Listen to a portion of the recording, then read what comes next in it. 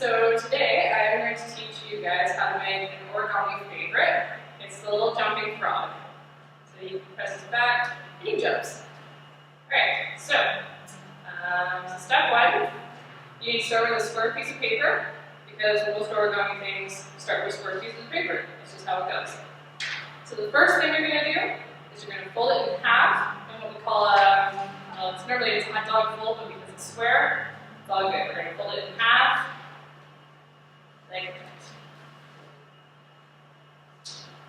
And what's really important when you're doing origami is you need to make sure your creases are really, really good.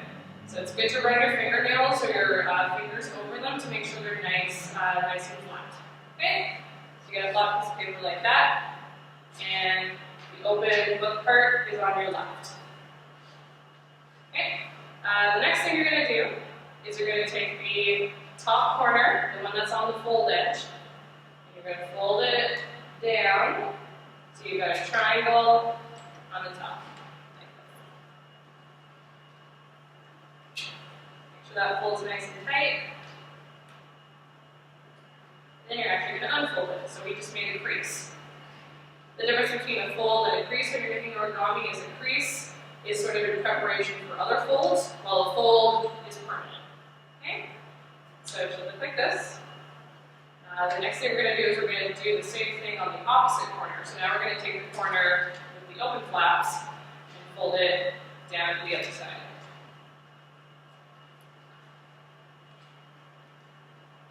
Again, make sure your creases are nice and flat. Same thing, open that guy back together. Okay? So now you're going to flip it over.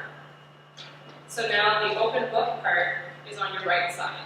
Right? The next thing you're going to do is you're going to fold the top part down so the creases sort of overlap. Fold it down so those creases overlap each other. Like that. Okay, and this one's also a crease, not a fold. Okay, flip that guy back over.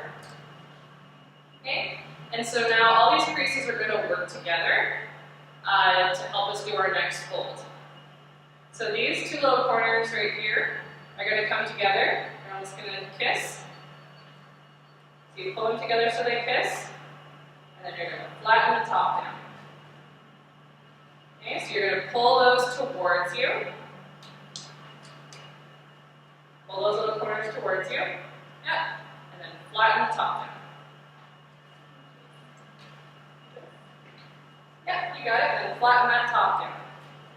So put the corners towards you, so they kiss, and you flatten the top down, so you've got a little house shape. There you go, you guys got it. Good job. So squish that all down so it's nice and flat. Don't worry if it's not perfect, if this is your first time doing it, it takes a long time to get them actually nice. Okay? Next thing you're going to do is you're going to make your house a little shorter. So you're going to take the bottom part and fold it up so it meets that triangle that you just made.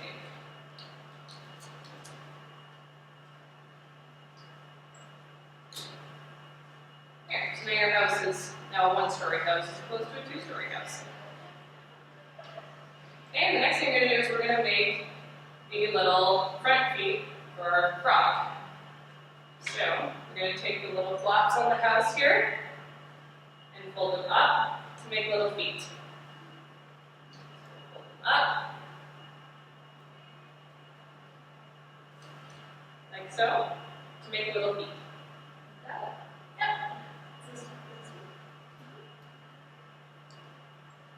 You can get a little creative here so they can be a little closer to his face or a little farther out. Depends on how you fold it. Okay. Next step is a little lip twisting. We're going to move one of the little hands out of the way for a minute. So take the right hand and move it out of the way. Okay? And then you're going to do sort of what I call closing the double doors. So you're going to fold this door into the middle. Like so.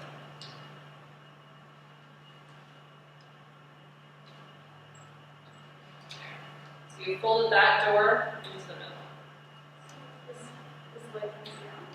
No, the leg stays up. Yeah, leg stays up. The leg needs to be moved out of the way so it's easier to close that door. And once you close the door, you can move the hand back to where it belongs. Yeah, you got it. Okay, now we're going to do the same thing on the other side. So you move the hand out of the way, and you close the other door.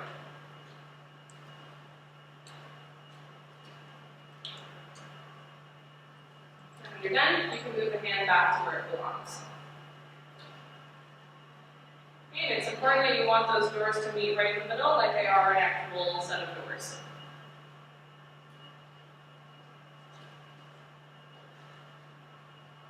Okay, your paper's going to get pretty thick and bunchy right now. You can buy specialty origami paper, which is much thinner than this basic printer paper that we're using, but this will do for now. All right. Next up, we're going to do the two-story house to the one-story house again. So we're going to fold this guy up until he meets the bottom of the feet. Okay. There. So now he's at the bottom. Okay? This one's actually a crease. So we're going to unfold this once we flatten it all down.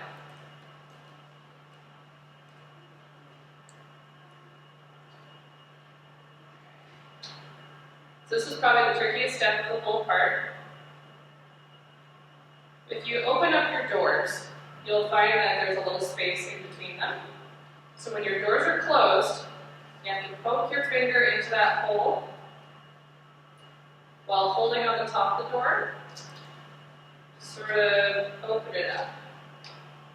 So, wait.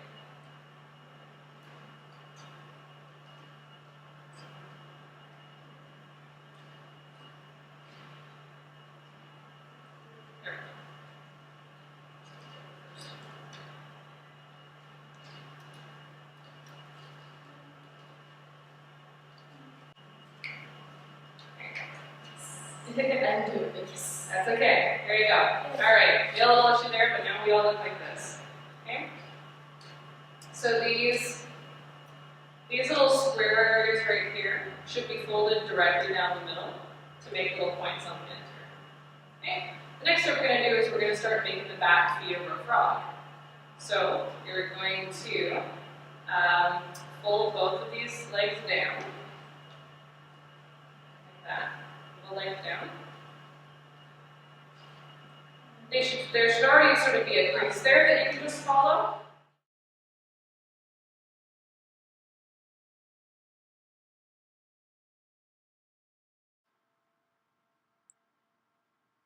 So here's footage of the next step, and that's folding down the legs across that crease that's already been existed. So this is to make the start of the back legs.